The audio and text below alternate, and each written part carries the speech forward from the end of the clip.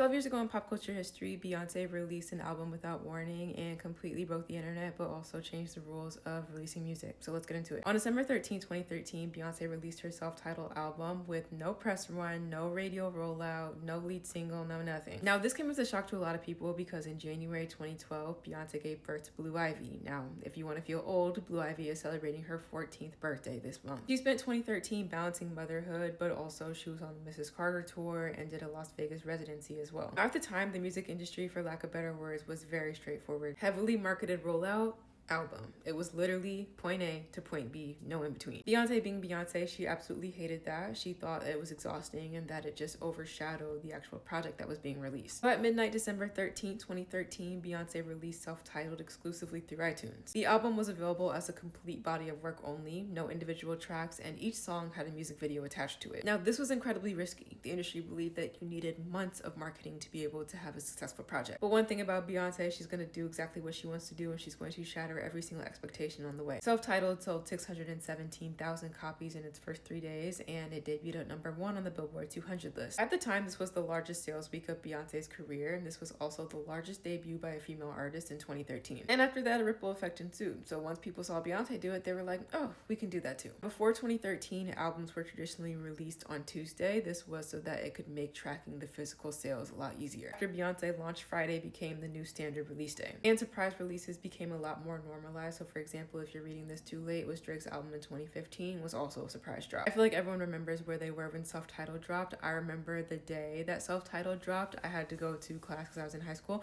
I had my headphone through my sleeve and I had the headphone in my ear and was like this, listening to self-titled. I didn't care about what the history teacher was talking about.